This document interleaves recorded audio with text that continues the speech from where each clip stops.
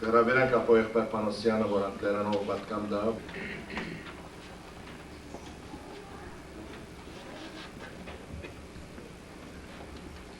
Good morning. I will read from the book of Acts, chapter 23, verses 12 through 24. Acts 23, 12 through 24. And when it was day, some of the Jews banded together and bound themselves under an oath, saying that they would neither eat nor drink till they had killed Paul. Now there were more than 40 who had formed this conspiracy. They came to the chief priests and elders and said, "We have bound ourselves under the great oath that we will eat nothing until we have killed Paul. Now you, therefore, together with the council, suggest to the commander that he be brought down to you tomorrow, as though you were going to make further inquiries concerning him. But we are ready to kill him before he comes near." So when Paul's sister's son heard of their ambush, he went and entered the barracks and told Paul. Then Paul called one of the centurions to him and said, Take this young man to the commander, for he has something to tell him." So he took him and brought him to the commander and said, "Paul the prisoner called me to him and asked me to bring this young man to you. He has something to say to you." Then the commander took him by the hand, went aside, and asked privately, "What is it that you have to tell me?" And he said, "The Jews have agreed to ask that you bring Paul down to the council tomorrow, as though they were going to inquire more fully about him. But do not yield to them, for more than 40 of them lie in wait for him, men who have bound themselves by an oath that they will neither eat nor drink till they have killed him. And now they are ready, waiting for the promise from you." So the commander let the young man depart and commanded him, "Tell no one that you have revealed these things to me." And he called for 2 centurions, saying, "Prepare 200 soldiers, 70 horsemen, and 200 spearmen to go to Caesarea at the 3rd hour of the night, and provide mounts to set Paul on, and bring him safely to Felix, the governor." The lesson here for us today is on getting involved and taking a stand for a cause that we care for. Paul's nephew saw a cause and he got involved. His uncle's life depended on him. And he was very, very serious for him. This was a very serious situation for Paul's nephew. And he took some risks in order to save his uncle's life. He was very young. The commander might disregard him. He could be thrown out of the barracks. The Jews who were conspiring to kill Paul might find out about him, and maybe he would end up being killed. But this boy was a brave boy, and he took these risks to save his uncle, and he faced the Roman commander. The question for us as Christians today is, do we risk anything for any cause? Do we take a stand for anything as Christians? 2 general causes that Christians should stand for. There are many causes we can stand for, but I've put them into 2 general categories. The first one is moral and political issues, ethical issues that go around us in our everyday life. We know that Americans march for everything and anything. The Muslims march because they want to create their own nation. The homosexuals march. People march for the rights of animals. People march against deodorant sprays because supposedly they destroy the ozone layer. In fact, you can get the Americans to march for anything, any issue, any cause. And to be frank, most of the causes they march for are stupid and foolish causes. But people believe in them, and they march, and then take a stand for it. What do we as Christians stand for? What are the causes? Many Christians say, using biblical terminology, that we Christians are supposed to be separate.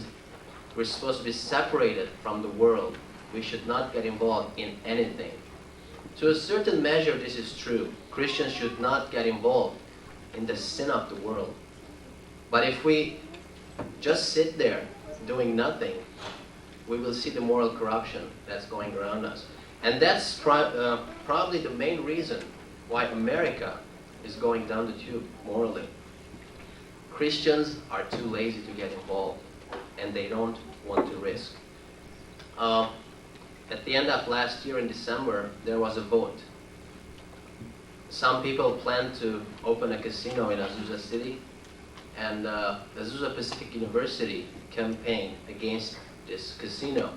And every day my physics professor would walk in with a pin on his shirt saying casino with the no with a different color emphasized.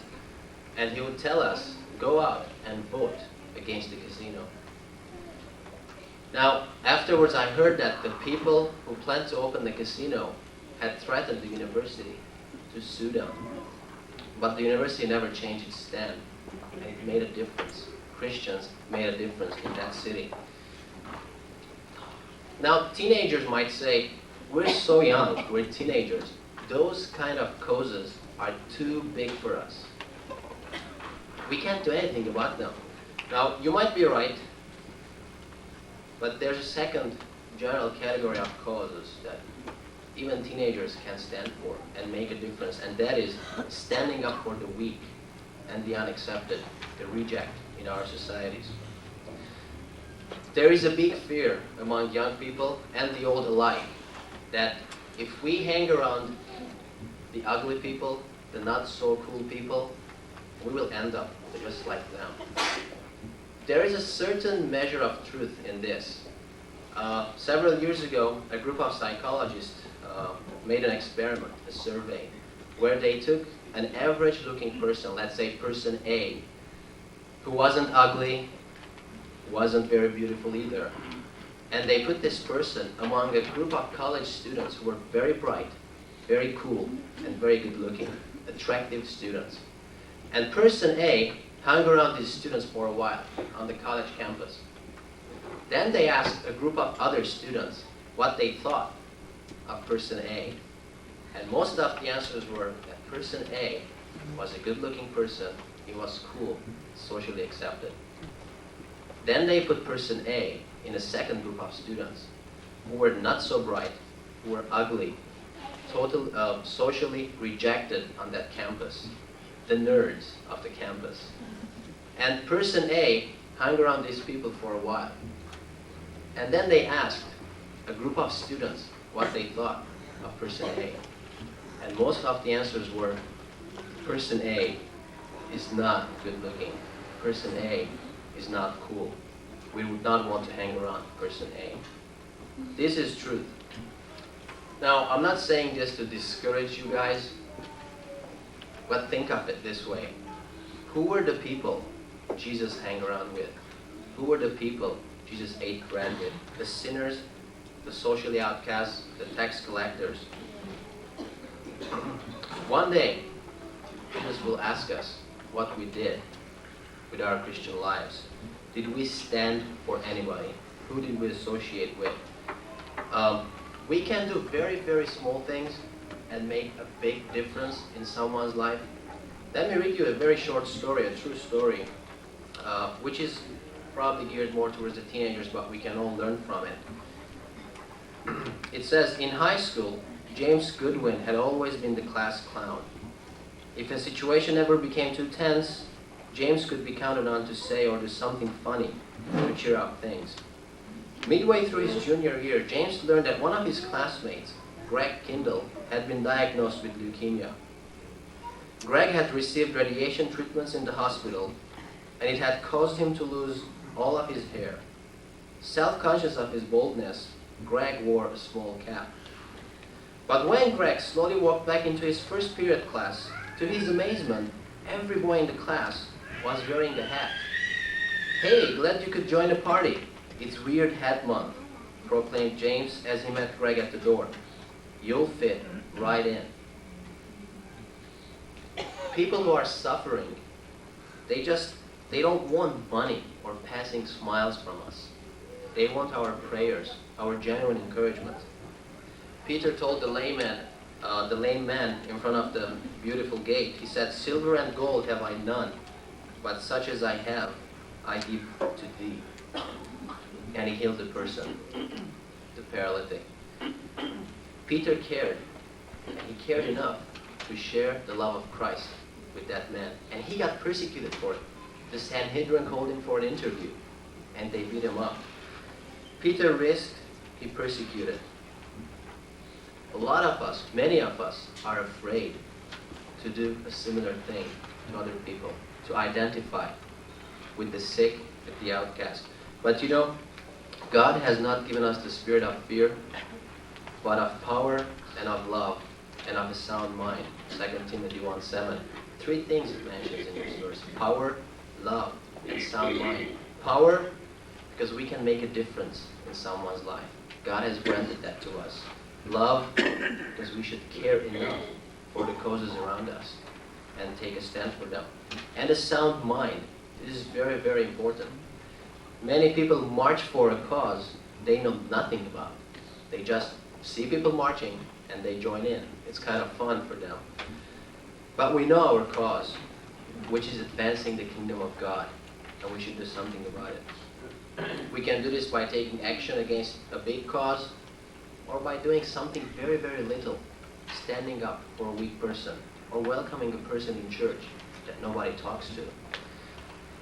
When are you likely to get involved in a cause and take action? When your interests are threatened? When your friends are involved? When you think you can make a difference? Or when God calls you and you see the need and you respond? What causes can you defend?